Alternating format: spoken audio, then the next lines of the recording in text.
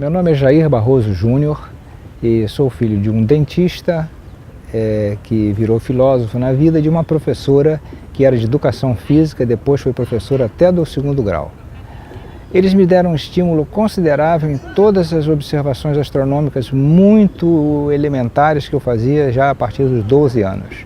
Com 13 anos eu ganhei uma lunetinha para olhar o céu e isso causou um espanto entre os meus colegas. Mas foi aí que eu vi pela primeira vez os anéis de Saturno, fiquei maravilhado. Eu digo que a gente precisa ter sorte na vida, essa é fundamental. Onde nasce, a sua genética e o ambiente, entende? Então eu dei essa sorte e que eu vou poder contar para vocês aí em alguns detalhes e enumerá-los. Primeiro, eu morava perto do observatório. Da minha casa, que ficava logo ali, perto do Colégio Brasileiro de São Cristóvão, eu vi o Morro de São Januário com as 3 cúpulas. Ficava intrigado em princípio, mas depois eu fiquei sabendo que ali era um observatório. Então juntaram-se as coisas. Com 15 anos, eu fiz minha primeira visita ao observatório. E dei sorte porque eu encontrei aqui uma pessoa espetacular chamada Domingos Costa, que era o astrônomo-chefe. Ele me acolheu de uma forma espetacular e me deu de presente um livrinho chamado Cosmografia de F/C. Por que ele me deu esse livro?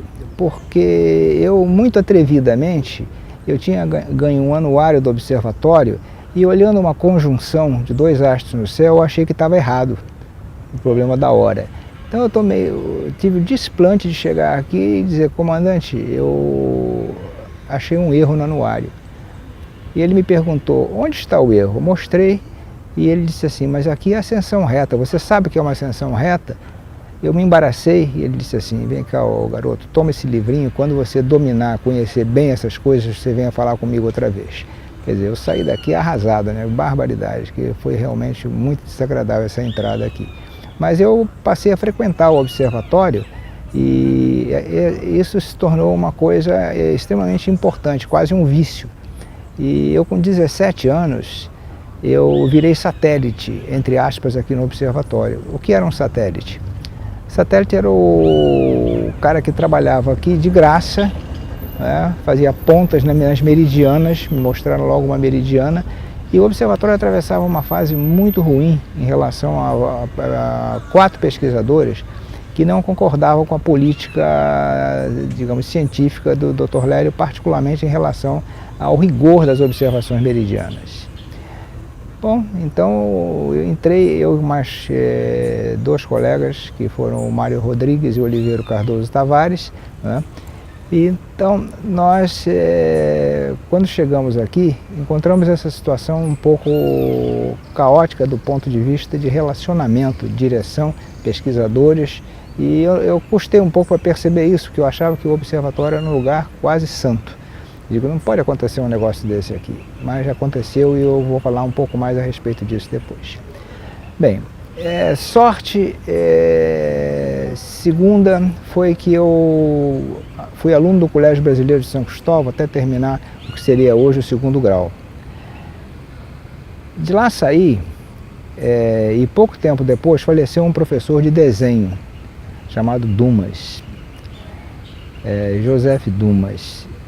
Como eu era um aluno destacado na ocasião, fiz um científico bom, era dos primeiros alunos da classe, eles, sabendo que eu estava fazendo um curso de desenho na Fundação Getúlio Vargas, e já tinha terminado esse curso, eles perguntaram se eu podia ocupar o lugar do professor Dumas provisoriamente. Eu não só ocupei, como fiquei 3 anos, né, no Colégio Brasileiro como professor de desenho. Nesse ínterim eu conheci a minha esposa, Ieda, que foi minha aluna no 4º ano de ginásio. E isso não teria nada a ver com o fato da sorte. Acontece que ela era neta de um astrônomo aqui do Observatório Nacional e as coisas se fecharam. Ela foi parceira durante muitos anos de muitos trabalhos que eu fiz e é até hoje. Isso é extremamente importante para mim. Bom, então eu diria, são sortes? São sortes. Somando-se isso tudo, eu acho que eu tinha condições de começar alguma coisa no observatório E foi justamente em 1956 que as coisas tiveram o grande desfecho. O comandante Costa me convidou para participar ativamente dos programas das observações meridianas e a seguir me convidou para ocupar uma vaga de astrônomo auxiliar aqui no observatório. Eu fiquei maravilhado com isso. Eu digo, bom, isso para mim foi mais um dado que eu jogaria a meu favor, né? E então agarrei essa oportunidade com todos os recursos que eu tinha. Junto comigo entrou Ronaldo Mourão, que foi um parceiro também de longa data nos trabalhos que eu fiz no começo da minha vida aqui no observatório. Só que o Ronaldo foi trabalhar mais nas equatoriais e eu fui trabalhar nas meridianas, que tinha já o meu V0, né, como satélite. Esse trabalho nas meridianas me ocupou por mais de 10 anos. A luneta Ascania, ela era recém-chegada num projeto de renovação do serviço da hora, junto com o equipamento eletrônico, e essa luneta me foi entregue pelo Dr. Lélio uma responsabilidade muito grande. Instale-a e retifique-a e observe nela.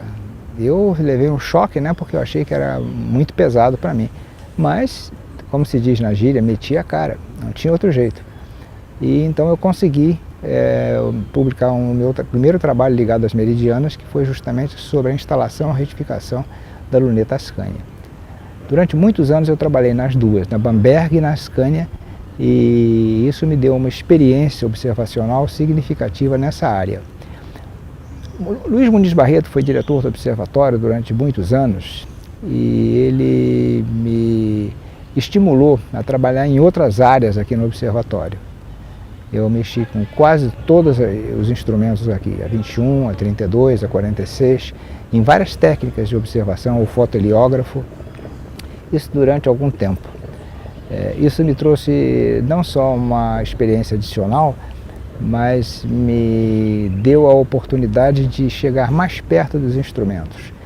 Eu nunca tive temperamento teórico, eu fui experimental, um cara prático, gostava de meter a mão, de projetar, de rabiscar e de executar.